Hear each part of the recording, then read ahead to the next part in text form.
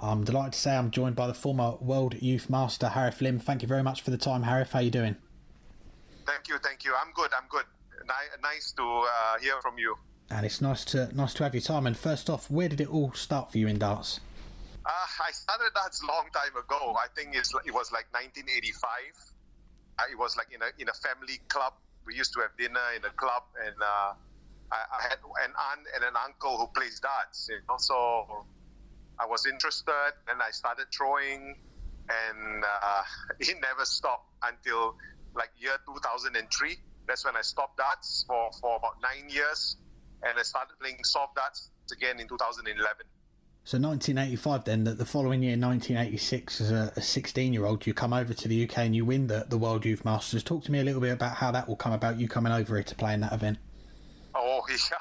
That was my first time in England, actually. It was really nerve-wracking. I was so nervous because all the big names that I used to watch on the television, I get to see them in person, like John Lowe, Eric Bristow, Jockey Wilson and all that. So it was really, really very, very exciting for me. And it was a major thing, for a 16-year-old kid at that time.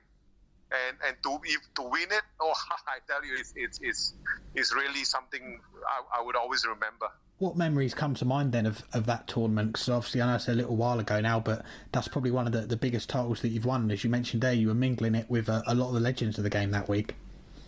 Yeah, that's right. Yeah, it was really mind blowing. It is something that you will always remember. You get to see all the superstars. You get to see your idols. It was something that I always talk about. And it will be me forever, definitely.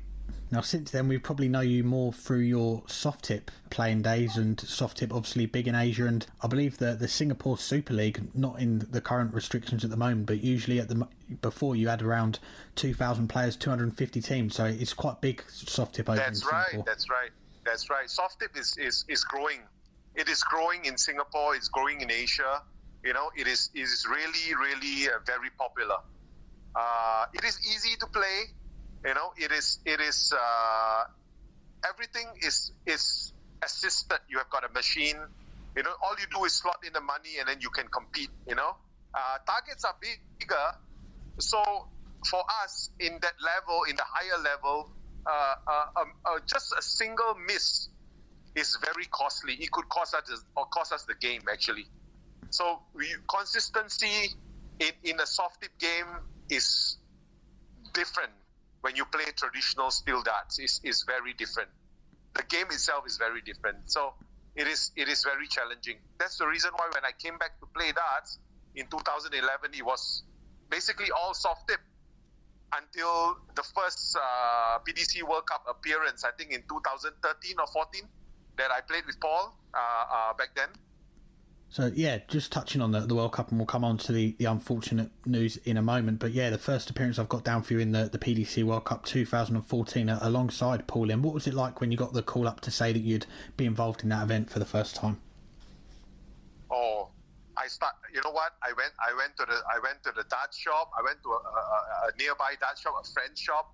I got myself the steel tip dartboard and started throwing, because it's the World Cup.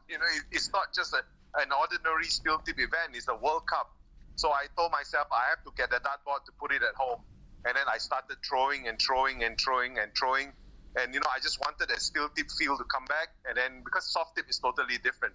And then it felt really good. And then I told Paulie, I said, hey, I'm ready to go. Let's go do some, damage. and then that was the first time. It was exciting. Yeah, and you and Paul have certainly done some damage over the last few years. I mean, fast forward 3 years after that first appearance, 2017, one of the biggest shocks in the event's history, knocking out the Scotland team, Gary Anderson and Peter Wright. What memories come to mind when I bring up that win? Oh wow, that was unbelievable. That me and Paulie, when we were practicing, all we did was we were telling ourselves, just play the way we play. Just play, like the way we play. Just be ourselves, Go up there and then just not think about anything else and just, do this, perform to the way we can. And I mean, fortunately, We won, and then it was really unbelievable. We went back to the room. We really couldn't even, our eyes were wide open. We were so excited still. So you and Paul get to the quarterfinals that year. The last couple of years, you've got to the last 16. Last year, of course, beating Wales in the first round. Yeah, that's right. It was tough playing Wales last year because Gerwyn Price is hot now, and then Johnny Clayton is one of the best now. It was really tough. Similarly, we took the same approach like we played Scotland in 2017. Because Wales were a great team too. So the approach was the same. We stayed focused and we just played like we can, and then let's see what happens. And then fortunately again, we won that match. So it was very, very satisfying, and we were really happy. And we've seen you and Paul over the years. You've had a great partnership on the hockey together. And darts in Asia, when we think of it, Paul Lim's one of the big names, such a legend in the game. When was the first time that you met Paul? Oh, he's definitely a legend. He's my hero. He's one of my best friends. We've been friends for like 35 years. I first met him when I was 15. And then I used to train with him at a railway station in Singapore where he was based. And then we were friends, and then we became good friends, and then we became like brothers, So I think that is the reason why that partnership became very easy, very natural, because we off the hockey, we are very, very good friends. So that combination maybe helped us, achieve like so far like what we did. Yeah. The last couple of years we've seen the PDC bring in the Asian tour. You got to a final 2018. What's it been like playing on the Asian tour? I know you haven't been able to play on it this year because of the virus, but the last couple of years, what's it been like seeing that come on board? When we heard about the PDC Asia happening, we were very happy. Finally Asia, we have got a PDC tour, but because we also have our soft tip tour, so it was tough getting the dates and all the competitions together, because some of the games that we play, they actually clash in terms of the date and the period. So we had to really get everything organized and then focus on playing both the soft darts tour and also the PDC Asia tour. But it was really, really very challenging. I'm very looking forward to the PDC Asia tour if it comes around next year. Fingers crossed for that. And as we know, that the virus has cancelled a lot of events this year, and as we've spoken off air before we started, unfortunately for you and Paul, not going to be able to play the World Cup this week. How did that come about? When did you find out that it wasn't going to be possible for you to go over there? I went through so much trouble, to be very honest, because Singapore really very strict in terms of this COVID-19 virus. Our numbers have been very low. We have got like single-digit numbers or even zero numbers every day. It's been like for about 1-2 months now. Our death rate is the lowest. The government is really, really very tight on this pandemic, and it was so difficult for me to get any approval to fly to a high-risk country that is Austria. And when I finally got my approval, I did my swab test, and then when I come back to Singapore after the tournament, I have to be actually quarantined in a government designated facility, and I have to pay for that myself. And then, but I was okay. I was prepared, and then I was ready. And then I spoke to Paul, and he says, "Okay, we are all set and all that." And then on Sunday, that is the 1st of November, we got news that Austria is going into a lockdown. And then we fly on Tuesday, that is the 3rd. So what I did was I had to confirm my flight out. And then I spoke to the relevant authorities, and I was told that I wouldn't be able to go because I wouldn't be able to come back from a country that's on lockdown. So unfortunately, I can't make I can't make the trip for the World Cup this time round.